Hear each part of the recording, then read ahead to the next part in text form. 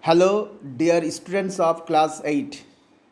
I am sure that you are all quite well. Now, I am going to take your history class today. The name of the chapter is How, When, and Where. So, I am going to discuss the chapter in details. Okay? So, the chapter name is How, When, and Where. History is about changes that occur over time. It is about finding out how things were in the past and how things have changed in the present. As soon as we compare the past with the present, we refer to time. We talk of before and after. Clear? The next, if someone asked you when people began to drink tea or coffee, you would fail to answer these questions. This is because people did not begin drinking tea one fine day. They developed a taste for it over time. Thus, we can only refer to a span of time, an approximate period over which particular changes become visible. Clear? Next, still we have enough reason why we associate history with a string of dates. There was a time when history was an account of battles and big events. It was about rulers and their policies. Historians wrote about the year a king was crowned, the year he married, the year he fought a particular battle, etc. For such events, specific dates can be fixed. Clear? Now, the next point is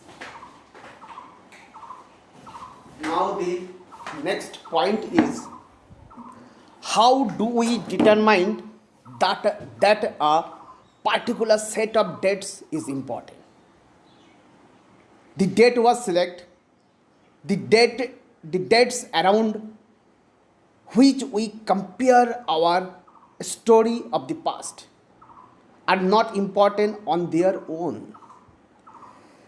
They become important because we focus on a particular set of events as important. Next, in the histories written by British historians in India,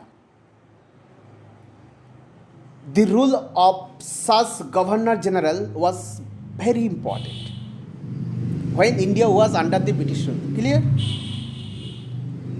These histories began with the rules. These histories began with the rule of the first Governor General Warren Hastings and ended with the last Viceroy Lord Mountbatten. So, the British history began with the rule of the first Governor General Warren Hastings and ended with the last Viceroy Lord Mountbatten. Clear? Next, James Mill. Who was James Mill? James Mill was a Scottish economist and political philosopher. In 1817, he wrote a 3-volume history book, A History of British India. In this, he divided Indian history into 3 periods: Hindu, Muslim, and British. Clear? So, we divide history into 3 periods in order to capture the characteristics of a time, its central features as they appear to us. So, the term through we periodize. that is demarcate the difference between periods become important. Mill was of the opinion that all Asian societies were at a lower level of civilization than Europe. According to his telling of history, before the British came to India, Hindu and Muslim despots rules the country. Religious intolerance and caste taboos dominated social life. British rule, Mill thought, could civilize India. Clear, dear student? Next, the British classifications of the Indian history cannot be justified. It is because a variety of faults existed simultaneously, along with Hindu and Muslim in these books. In these periods. So, moving away from British classification, historians have divided Indian history into ancient, medieval, and modern. Clear? So, historians have divided Indian history into ancient, medieval, and modern. This division has problems also. Clear? Next, the British established their control over India and made it a colony.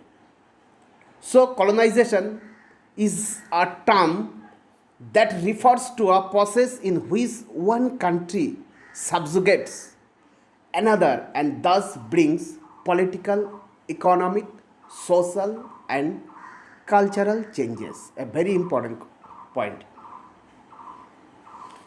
Now, historians use different sources in writing about the last 250 years of Indian history. One important source is the official records for the British administration. The British believed that the act of writing was important. Easy instruction, plan, policy, etc. had to be clearly written up. The British also felt that all important documents and letters needed to be carefully preserved. So they set up record rooms attached to all administrative institutions. Specialized institutions like archives and museums were also set up to preserve important records. So the practice of surveying also became common under the colonial administration. Clear? By the early 19th century, detailed survey were being carried out to map the entire colony. In villages, revenue survey were conducted.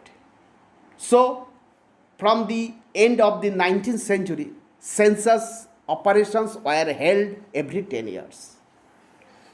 This prepared details records of the numbers of people in all the provinces of India, noting information on caste, religions, and occupations. All these are official records. Clear? These records do not always help us understand what other people in the country felt, that what lay behind their actions. To know about these things, we have diaries of people, accounts of pilgrims and travelers, autobiographers of important personalities, etc.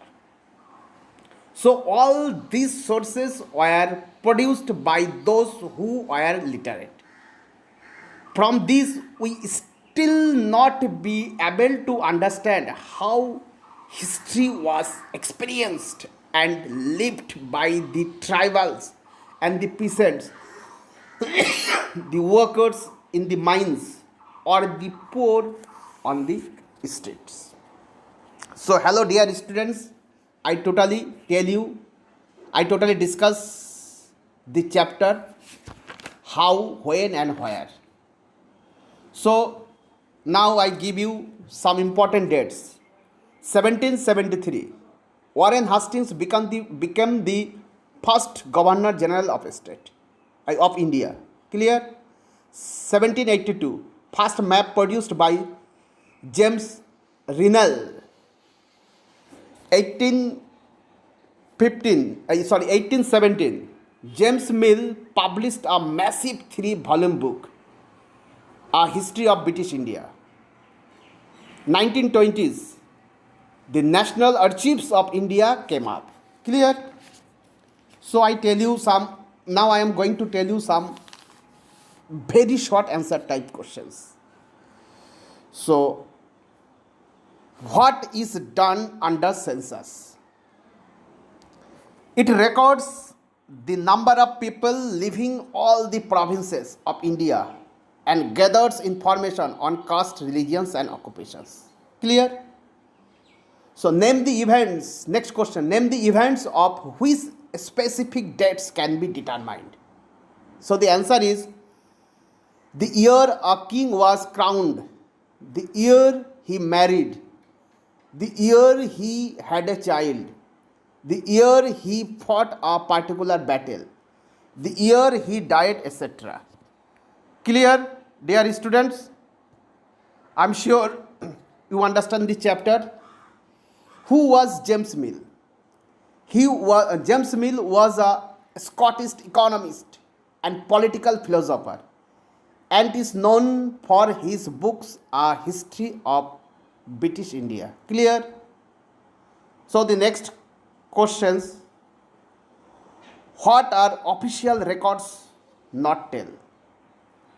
So official records do not tell what other people in the country felt and what lay behind their actions. Clear? The next question is, how did paintings project governor generals? Very important questions. So paintings projected governor generals as powerful figures. Clear, dear students? So I give you some important questions for homework. Write it, the questions. How did James Mill view India? Number 2 questions. What did the British do to preserve important official documents and letters? So next question is, what do official records not tell? How do we came to know about them? And the last question is, how did the British conquer India and establish their rules? Clear, students? Hope you all will do these questions at your home. So next class I will give you details this chapter with question answer. Thank you all.